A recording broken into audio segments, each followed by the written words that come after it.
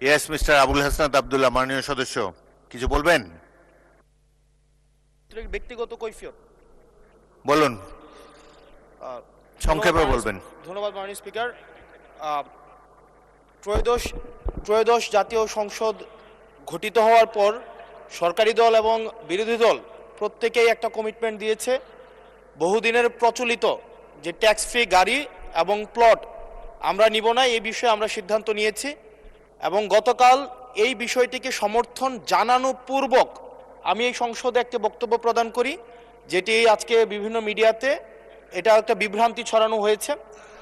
আমি আমার জায়গা থেকে যেই ট্যাক্স ফ্রি গাড়ি আমরা নিব না এবং প্লট এই সুবিধাটি যেটা আমরা নিব না, এই সিদ্ধান্ত সমর্থনপূর্বক আমি জানিয়েছি জেলা পরিষদের চেয়ারম্যান, উপজেলা পরিষদের চেয়ারম্যান, পৌর মেয়র, ডিসি, ইউনো, এসিল্যান্ড সহ অন্যান্য সরকারি অফিসার সরকারি কার্য পরিচালনা করার জন্য যেভাবে সরকারি একটি গাড়ি পেয়ে থাকে, ঠিক একই প্রক্রিয়ায় আমাদের যারা সংসদ সদস্য আছে তাদেরকে ঠিক একই প্রক্রিয়া একটি গাড়ি ব্যবহার করা দেয়া যায় কিনা সেটি আমি এই সংসদে আমি জানিয়েছিলাম।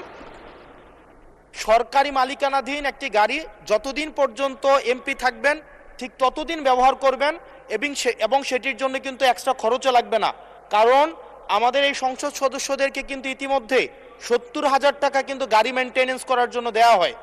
এখন গাড়ি মেনটেন্সের জন্য 70,000 টাকা করে দেওয়া হয়, কিন্তু আমাদের গাড়ি নেই।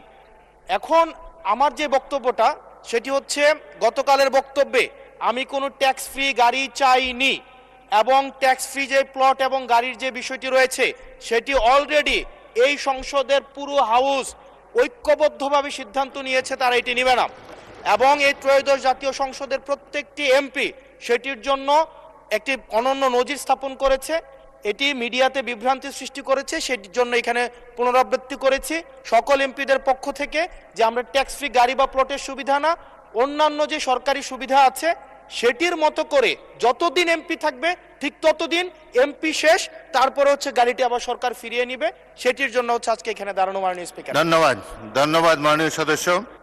বিষয়টি ইতিপূর্বে ক্লিয়ার করা হয়েছে এবং আমার মনে হয় সংসদ সদস্যগণ ট্যাক্স ফ্রি গাড়ি এবং প্লট না নেওয়ার যে সিদ্ধান্ত গ্রহণ করেছে এটি দেশবাসী তাকে অভিনন্দন জানিয়েছে। ধন্যবাদ।